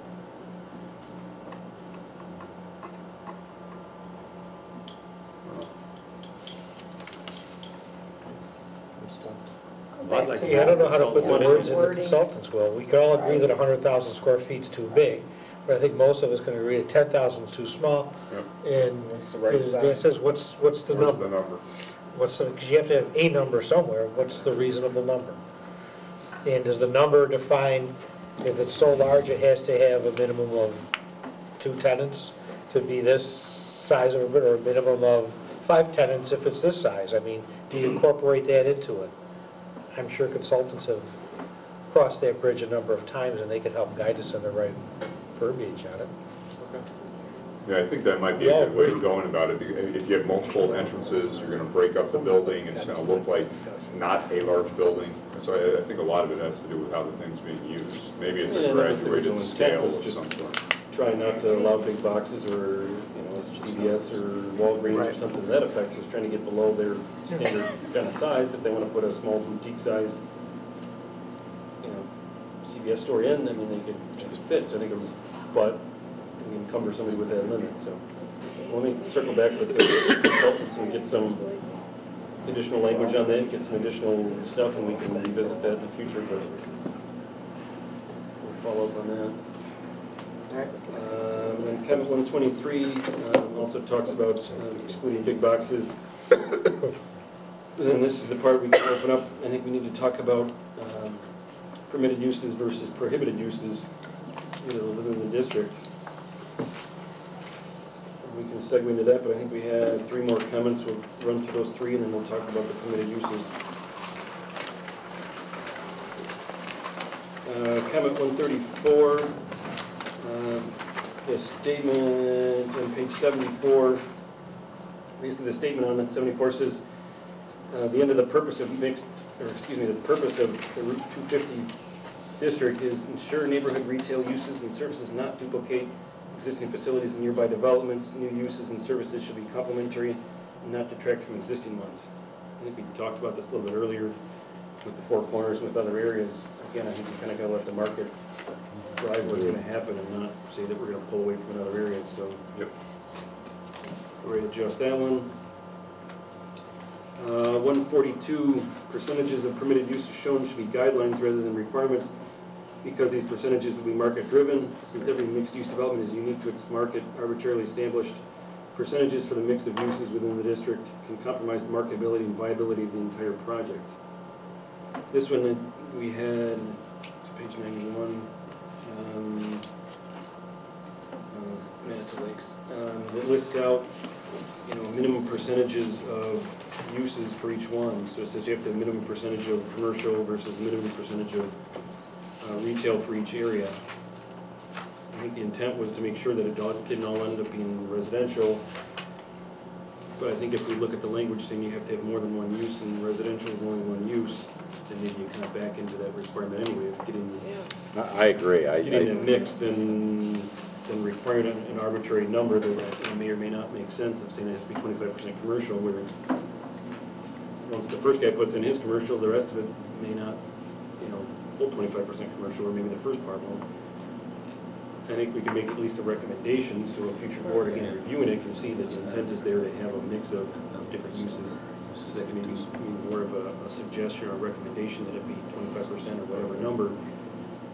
So again, at least we kind of show the intent to a future board that they can debate that. But then again, I think if we go back and talk about the uses, let's say the residential is one use, you need to have two uses, that kind of gets us there as well. Agreed. But what happens, okay, so if I'm the developer and I put in one lawyer's office and the rest is all apartments, does that really accomplish, what you're trying to do? No, but if you put the guideline in, I can't imagine that the planning board or whoever the oversight board is going to allow that scenario to happen. But I think to say, whatever, I don't know what the percentages are, maybe somebody wants to do 18% commercial and whatever, and instead of 25, and has a, it actually is a nice looking, looks like it makes sense, then I think that would work. But I think what you're talking about, not, 99. If you're going to rezone the properties, then if I have two uses, meaning I have one lawyer's office, and the rest is all that fits being able to do it, if I'm allowed to do it in a zoning with just having two uses. You can't you can't say go away, because if you've rezoned it, I've met those two requirements of having two uses. I don't know if you can throw them away or not. You guys probably have a better understanding of that. It's probably too little, but the previous committee, one of the committee members mentioned the fact that if you were developing 200,000 square feet of retail or of residential, you're now requiring them to put in 50,000 square feet of retail space or commercial space. That seems a little excessive in terms of what you might want. You might be building yourself right out of the market by the time you're done. You got so much commercial, you can't fill the space. Right. But do you want to do a range? I'm just trying to, I'm playing devil's advocate here, as far as, I met the requirements, I put one office in, period. Now just don't bother me because I met your requirements. I think the consultants were very adamant about needing a minimum. We look at page 62, in the regulations, it says, large mixed uses greater than 30 acres needs 4 or more uses, and each use must be a minimum of 15% of the total building square foot. So you're not mandating that it has to be 25% commercial or what it is. It just says your base use of your two uses, the one has to be a minimum of 15% of the total. So you're not telling them it has to be commercial, you're not telling them it has to be recreational or it has to be civic or whatever else, but at least you say if you're going to mix two uses, at least one has to be 15%. So at least you're kind of setting the base level. It can't be one lawyer's office, it's going to be a little bit more office space than. But you're still using a percentage on a 15%. But I think in the other one we were saying that it had to be 25% had to be, a specific use had to be commercial as part of that. So I think we're saying, you know, you can pick what your couple of uses are. You have to have minimum 4 uses on your property, but they have to be. Townhouses, condos, and apartments, that's 3, Well, that's and a one. couple It's all single family. residential, though. I got it, huh? One, It's all residential though. We We said you couldn't do that. yeah. Huh? We said you couldn't do that. I know, but I'm just trying to just throw a different Be the perspective. devil's advocate. Yeah, that's all I'm saying. I think the key word's guidelines. I mean, if it's to set it up to be 30, 30, 40 on something, and someone's presenting something that's 25, 25, 50, or 40, you're gonna be fine. But if it's 1%, 98%, you're gonna say, no, that just doesn't make sense. So you have to have some leeway. They need to be guidelines, which is, I think, key. So can you decline them on, can you turn them down on guidelines? That's the problem, and again, it goes back to that conversation I think we had in the other group. We didn't necessarily have as part of this group, but what is the end goal of this document? Are they guidelines, or is it an ordinance? And if it's an ordinance, That's the difference. you have to meet the ordinance, or you have to go get a variance to the ordinance. If it's guidelines, there's a heck of a lot more leeway there. And I can see a range, you know, potentially, but, I mean, just simply say 2 uses, I'm gonna play that to the hilt, make Yeah. my attorneys play it to just fit that minimum. If they're I gonna wanna- rezone the do property, the maximum the beyond zoning what I want. district has to have an ordinance. This document ultimately will have, basically, this will be a manual, but you're ultimately adopting an ordinance that, you know, is gonna be part of it, so. Yeah, it's adult form. So it's gonna be both. I mean, this is kind of a guideline manual for part of it, and then section 4 ultimately is gonna be your ordinance that says thou shalt A, B, C, D, and E. And those are the items we need to go through and make sure that, you know, those are the ones that are the must-haves and have-to-haves. And then the rest of this document is basically a cookbook on how do you get there, and this is what we'd like to see, and this is where we'd like it to be. And then, you know, you get to the back and, you know, the checklists, and again, those checklists are placeholders. Again, they're not, you know, be-all and end-all. We need to go through those and define those, so. But yes, there is gonna be part of it that is an ordinance that says you have to do this, and, you know, if you rezone, this is the requirements you need to comply by. I think right from the beginning, consultants, our consensus was this had to be self-supporting. The only way that's gonna happen is with that commercial element in them. If we write the rules where they can play the game and the commercial elements, like he says, one little doctor's office or lawyer's office and 300 apartments, you know, what have we gained? It's mixed use, yes, but not Not in the vein of what we're looking for. not in what we were talking about or wanting to end up with.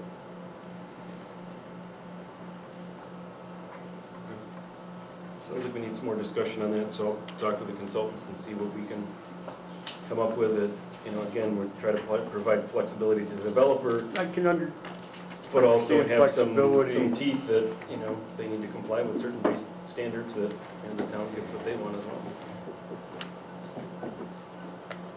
I think as part of this too, I think, you know, there should be some consideration given to, and I know you're already talking about this, the process that this is gonna follow, because this is unlike anything else you guys have in town, and it's unlike anything else in the county.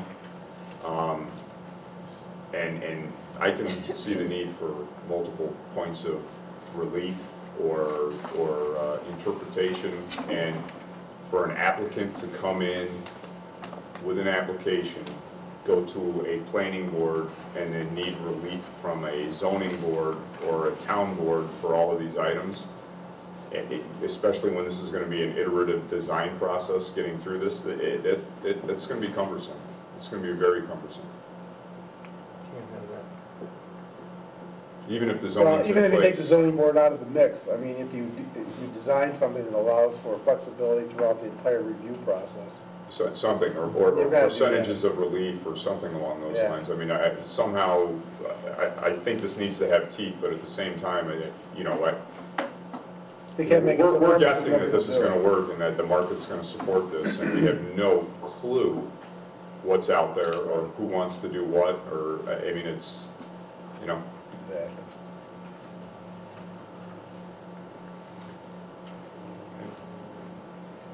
This is the last comment. The maximum number of dwelling units per development zone acre will not likely conform to site-specific market demands and characteristics. Some flexibility should be accorded to developers based on market feasibility studies as they translate to concept plans.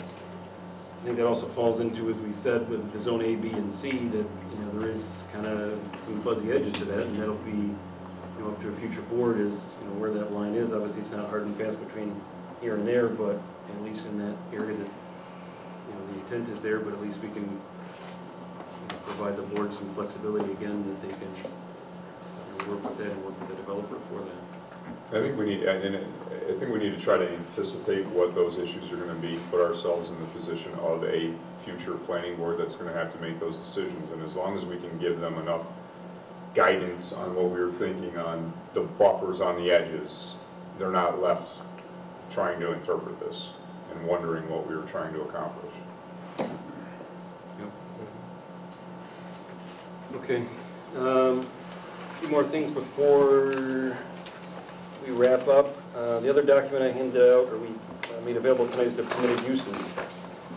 That is a generic permitted use list that we had in section 4 for all of mixed use.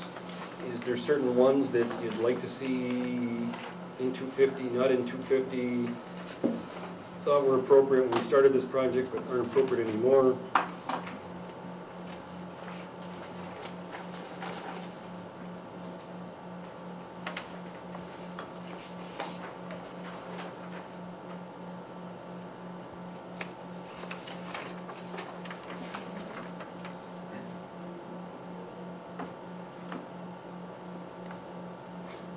Two that jumped out at me were mini storage warehousing. There's going to be a lot of people here who are probably going to need storage facilities to accommodate a lot of their junk. The question is, do we want to incorporate that into this area, or do we not? They don't use up a lot of area in terms of, I'm sorry, they use up area, but they don't have a lot of traffic generation to them. The other side of that is they don't look all that attractive either. It's not really what I don't think we're trying to accomplish in this district. The other one is cell towers. I'm not sure you want to see too many cell towers. I'm not sure the topography even allows for it at this point in time anyways, but with the density that we're proposing for this area, to throw a cell tower in, it's going to get awfully crowded out there. Because you need fall zones, you need areas on the ground to accommodate ancillary structures that service those cell towers. Probably not a good fit for this area. And it's not likely to be there when you already got one on Atlantic and you got something at Harris, right? You never know. We encourage co-location wherever possible. Sometimes it works, sometimes it doesn't. Mark, when you mention low-rise housing, are you talking about patio homes? Yeah, I think that's what they define it as. One story, so either low-rise is either ranch homes, patio homes.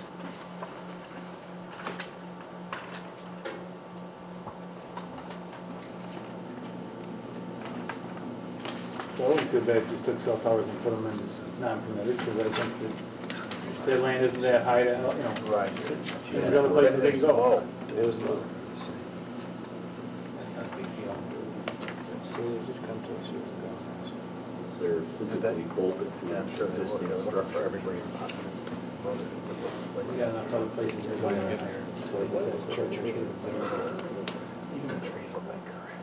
And I say again, we don't have to decide this tonight, but I just thought it's kind of, we've gone through this process, we've been into it at least a year.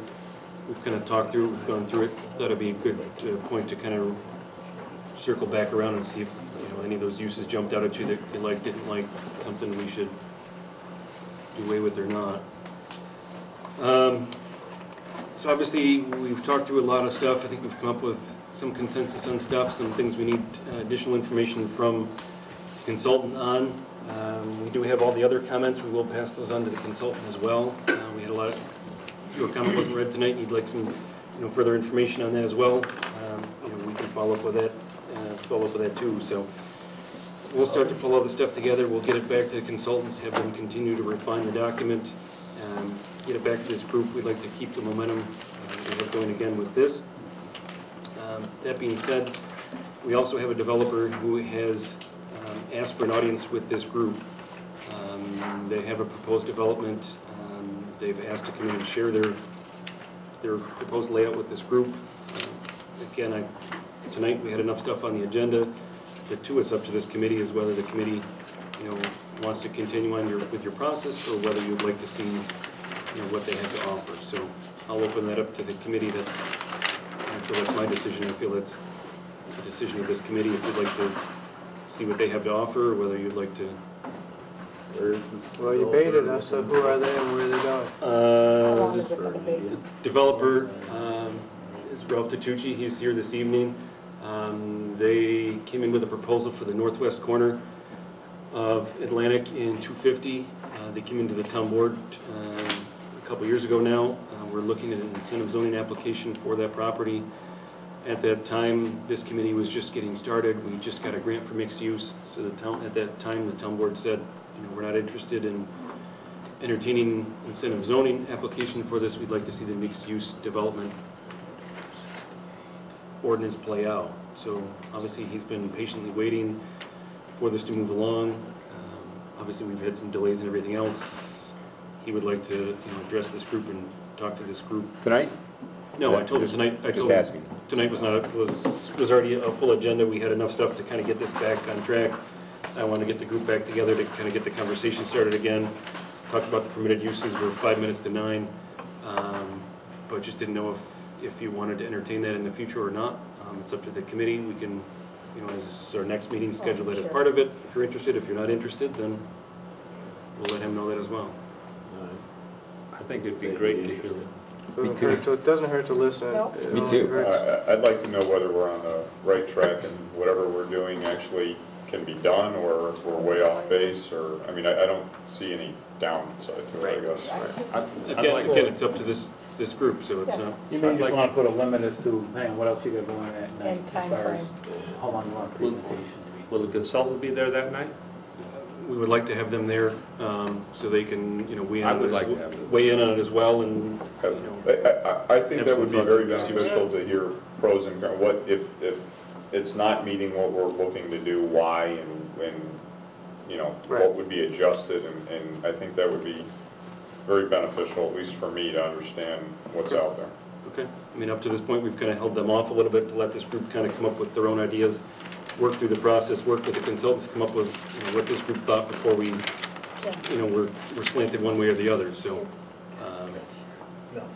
Yeah, we've been working in theories and just find some concrete visualization of what can be done and what is interested. As Kathy said, all this land's been there and no one's developing it, assuming that no one's interested. Well, there are people that are interested, and to find out what they're interested in and seeing if what they want to do fits the guidelines we put, just is a next step in natural Well, progression. and I think it's good now that you have a feel for the guidelines as to what you're trying to accomplish. I'm not sure that would have helped you too much early on because you didn't really have a full understanding of what you're trying to accomplish there. In the past, if we're done, it would distort our view of how we want to do things. We would base it on what we've seen. Now we develop what we want and what we don't want. Now we can see how plans can fit into it and give us good ideas and let us know if we're going in the right way, If we're on something target or someone not. wants to develop it. Okay. And well, he's here, so he already knows. I'll let him know, but I will get with him. I'll get these comments back to the consultant, get them working on that, and then we'll look to get the next meeting scheduled and keep moving ahead. Mark, at some point, are we going to talk about whether we're recommending for rezoning or zoning that stays with an overlay that if we can talk about that now if you want to talk about that. If you want to initially, any existing use can continue as it currently functions today, whether this is rezoned or not. So whatever use is there can continue to function as it does now. We're not, But what if there was something you wanted to expand or evolve the use? We kind of talked about that tonight with Don Scott. So, I think that language could continue on or could carry over to your property or other properties if the committee wanted to say that as, a use and keeping at least in kind with what it's doing today, that, it follows that process or expands. Again, that's a recommendation of this group to say we don't want to prohibit people from enjoying their property as they do now. Hopefully this allows a higher use to it at some point in the future, but if you want to continue doing what you're doing, you know, I don't think the intent of this is to, you know, put you out of business or to, you know, put you into, you know, a situation that is, you know, forces people out of their homes or changes what they're doing today. Our current ordinance has a provision in it to allow for people to come in to expand their pre-existing non-conforming under certain circumstances. Okay. And then the other question I have, and I honestly haven't researched this, there's an ag district, you know, and so there's some advantage for legitimate production agriculture in terms of real estate tax. And I don't know how that, I don't know. That's a good question. How does that get handled? Isn't that based on use though, and not necessarily what the zoning is? So you can continue I don't know the answer to that. Is that right? I'll check with This isn't the issue. It's exactly what Dan says. It's how you're using the property, not how it's zoned. Right, so if you use it. So long as that's, I just don't want to find out. So long as you continue to After farm the it and fact. use it as agricultural, the ag exemption should The only change. concern you'd have is if they go and do a remapping of the district.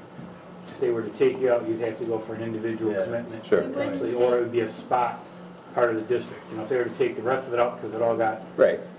you know, developed. But, you know, as somebody far as from- continuing, and We have somebody from county planning here I that do does the that ag stuff. districts, and we would never take anybody out without. I didn't know. More than I didn't know. requests, and that's not to get out. To get out of an ag district, you have to request it, and that doesn't mean you even will do it. Right, right. Thank you. So we have Monroe County planning here that'll give you some. There, now I don't have You to can do sleep better research. tonight. Mark, what timetable are we looking at? Summer's right around the corner, and as I can see, we've got a lot of members not here tonight.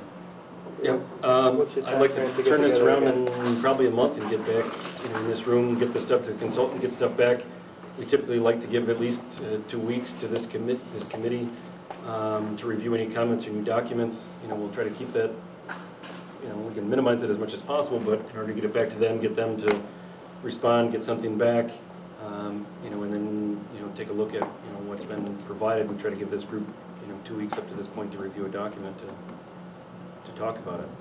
Obviously, we have a developer that's looking to come in. He'd be here tonight, you know, if not tomorrow. So I know he's, you know, anxiously waiting for that as well. So we're, you know, trying to move this ahead now that we're back, you know, moving. You know, this was great conversation tonight. I think we came to consensus on a lot of things.